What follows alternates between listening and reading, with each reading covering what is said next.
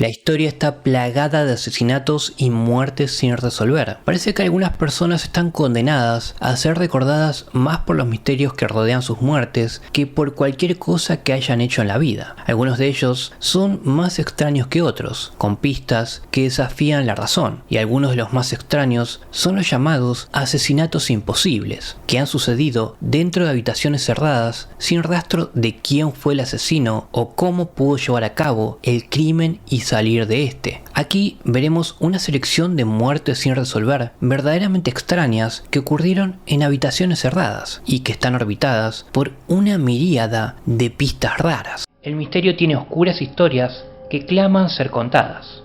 Yo soy Paul y esta es una de esas historias. El 2 de junio del año 2007, un joven de 36 años llamado Hughes de la Plaza dejó la compañía de sus amigos en el bar Underground en el Lower Haight de San Francisco, California, a eso de las 2 a.m. después de una noche de diversión en la ciudad. Una cámara de seguridad captó cómo de la plaza llegaba a su casa, un triplex con 3 puertas principales, y se dirigió al interior para pasar la noche, y un vecino oyó cómo cerraba la puerta. Aproximadamente a las 2:30 a.m., los vecinos dijeron oír fuertes pasos y la puerta del apartamento de Hughes cerrarse de golpe 3 veces. Nadie le dio mucha importancia en ese momento, pensando que se trataba simplemente de un hombre borracho, pero las cosas estaban a punto de volverse extrañas. A la mañana siguiente, sobre las 8 a.m., un vecino pasó por delante del apartamento de Plaza y vio lo que parecía ser un charco de sangre que se filtraba por debajo de la puerta y sangre por todo el garage. Se avisó a la policía que al llegar se vio obligada a forzar la puerta trasera, ya que la casa estaba completamente cerrada con llave. Cuando consiguieron entrar, lo hicieron para encontrar a De la Plaza muerto, brutalmente apuñalado 3 veces en el pecho y en el abdomen, además de presentar varias lesiones por objeto contundente, incluidas pequeñas abrasiones en la frente, el labio y el brazo. Todas las puertas y ventanas estaban cerradas y no había señales de entrada forzada ni de lucha, por lo que lo único que se le ocurrió a la policía fue que se había suicidado, pero había muchas cosas en esta teoría que no cuadraban. En primer lugar, De la Plaza era un hombre alegre y sociable que estaba entusiasmado por haber conseguido recientemente un ascenso en el trabajo, y de hecho, por eso, había salido a celebrarlo aquella noche. Tampoco había ninguna nota de suicidio, ni indicio de abuso de drogas o alcohol, ni nada en el joven que indicara que tuviese ideas suicidas. Además, no se encontró ningún cuchillo en la residencia que pudiese haber sido el que lo mató, solo un cuchillo impoluto y limpio en la cocina, así que, ¿dónde estaba el arma que le había puesto fin a su vida? También parece extraño que alguien se suicidara apuñalándose repetida y despiadadamente, por no hablar de que no se encontró ningún cuchillo que pudiese haber sido utilizado. A pesar de todo esto, la policía se ha aferrado a la idea de que esto debe haber sido un suicidio, porque nadie podría haber entrado y salido para dejar el lugar cerrado de esa manera. Incluso sus amigos y familiares estaban totalmente en desacuerdo. Y todo el asunto es bastante ambiguo, que finalmente fue etiquetado oficialmente como una muerte sospechosa. ¿Fue realmente un suicidio o fue un asesinato? Si fue así, ¿cuál fue el motivo y cómo se las arreglaron para escapar de la casa y dejarla completamente cerrada por dentro?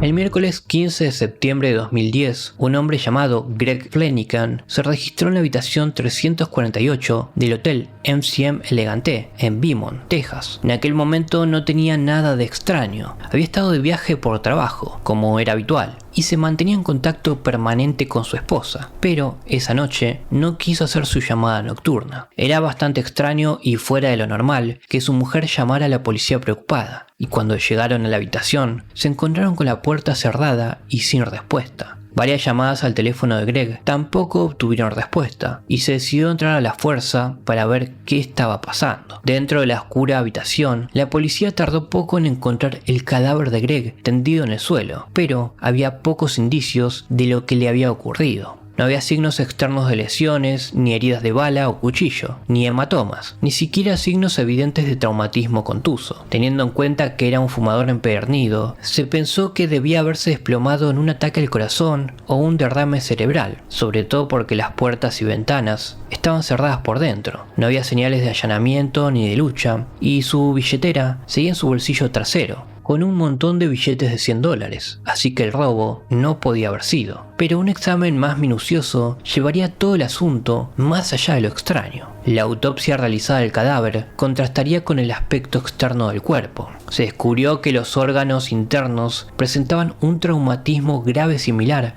al de un accidente en coche, así como una hemorragia interna masiva. Extrañamente, no había señales inmediatas de que algo fuera mal externamente, salvo un pequeño desgarro en el escroto del hombre, así que cómo había sufrido tan feroces lesiones internas. Nadie tenía idea, y en las habitaciones vecinas no se encontraron indicios de haber oído o visto nada fuera de lo normal. Al final, se consideró que el caso estaba resuelto cuando los hombres de la habitación contigua confesaron haber disparado accidentalmente un arma contra la pared, que se supone que entró en el escroto de la víctima y causó todos los daños, pero nunca se encontró tal bala. Se ha argumentado en contra de la teoría de la bala, teniendo en cuenta que nunca se encontró y que las lesiones internas masivas eran incompatibles con una herida de bala. Una explicación más probable es que realmente sufriera un accidente de coche y luego se arrastrara hacia atrás para encerrarse en su habitación y morir. Pero ¿por qué no había signos externos de trauma? Hasta el día de hoy nadie lo sabe.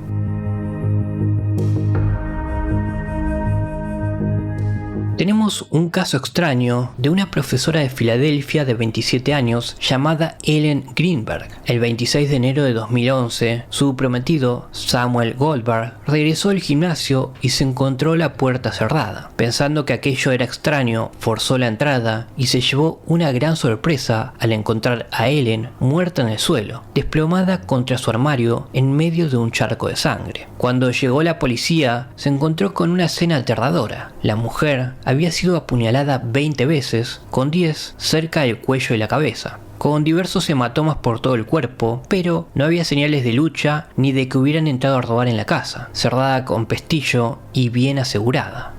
En un principio la muerte se clasificó como homicidio, pero extrañamente la policía llegó de repente a la conclusión de que se había tratado de un suicidio. Y esto a pesar de que pocas personas se suicidan con 20 puñaladas en la cabeza y el cuerpo, incluida la nuca. No había nota de suicidio y abundaban los argumentos en contra de la ideación suicida por parte de amigos, familiares e incluso su psiquiatra, a quien había estado viendo por problemas de ansiedad. El abogado de la familia, Joe Podraza, ha comentado la improbabilidad del suicidio declarando lo siguiente: de esta forma puedes ver las dos heridas realmente letales en la parte posterior de la cabeza de Ellen. Se ve que es muy probable que ella pudiese infligirse las heridas por detrás. No sería capaz de generar suficiente fuerza para autoinfligirse esa herida. Creo que es tan fuerte que queda claro que hay un asesino caminando entre nosotros o asesinos, y eso es aterrador desde mi punto de vista.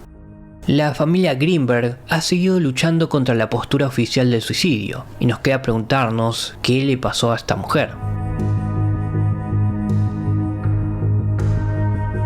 Tenemos un caso extraordinariamente extraño que data del año 2020. En ese año, June Corfield, de 84 años, y su hijo Steven, de 60, fueron encontrados muertos en su piso de Bracknell, Inglaterra, después de que el casero forzara la entrada para una revisión de bienestar, tras no saber nada de ellos durante varios días. Lo que encontró dentro fue una caja de Pandora de muerte y bizarría. Los dos inquilinos fueron encontrados muertos encorvados ante una mesa, pero lo extraño era el estado en que se encontraba el piso. A su alrededor había un total de 10 pasteles de chocolate, una nota garabateada en un trozo de papel que decía no entrar, encontrada en lo alto de las escaleras, así como otras rarezas. Un sargento detective, Liam Butler, diría de la escena lo siguiente: todos los aparatos eléctricos habían sido apagados o desconectados, y no había ropa de cama ni productos de limpieza en el interior. Los focos de las lámparas se habían vaciado y la caldera y la calefacción estaban inutilizadas. En la papelera había un periódico fechado el 2 de diciembre de 2019. A pesar de que el señor Corfield era ciego, todos los aparatos eléctricos estaban desenchufados y la caja principal de fusibles eléctricos estaba apagada. No había nada en la dirección que todos reconoceríamos como elementos que todos usaríamos en nuestra vida cotidiana, como televisión, conexión a internet o teléfonos. A Al entrar en el salón donde estaban los dos sofás, los agentes encontraron a una mujer sentada en una de las sillas, encorvada hacia atrás. A su derecha vieron a un varón, de nuevo encorvado hacia atrás en la silla, con la cabeza inclinada hacia adelante, pero hacia su lado izquierdo. Era evidente que ambos llevaban muertos algún tiempo. Entre las dos sillas habían dos radios.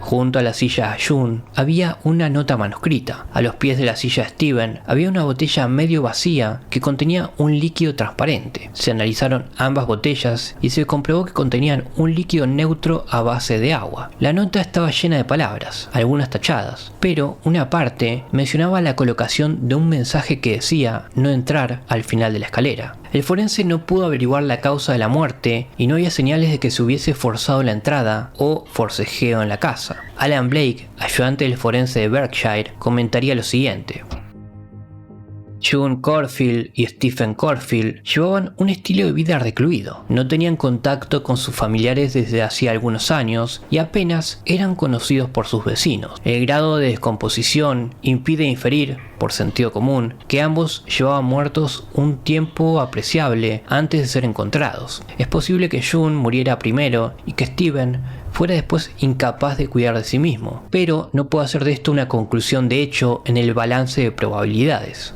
La policía hizo investigaciones abiertas y apropiadas. No había pruebas de la participación de terceros y muy pocas pruebas que pudiesen apuntar al suicidio. La nota bastante críptica y difícil de descifrar que terminaba en no entrar, que se dejó, no permitiría tal inferencia y por eso no hago tal conclusión. No hay pruebas suficientes para determinar si se trató de una muerte totalmente natural o si hubo un elemento no natural en esta muerte. No puede establecerse si la negligencia o el descuido propio causaron o contribuyeron a la muerte, y en consecuencia me veo obligado a llegar a una conclusión abierta en relación con Stephen Corfield.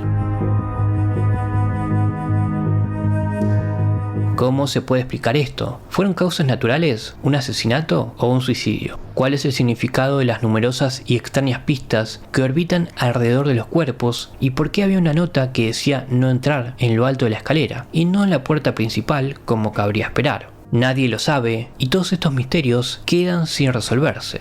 De hecho, ninguno de los casos que hemos analizado aquí se ha resuelto a satisfacción de todo, y siguen siendo curiosos espectros que acechan entre las sombras de las muertes sin resolver de la historia.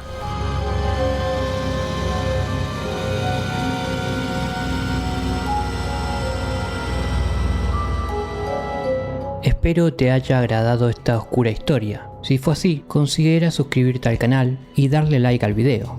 Que tengas una buena noche.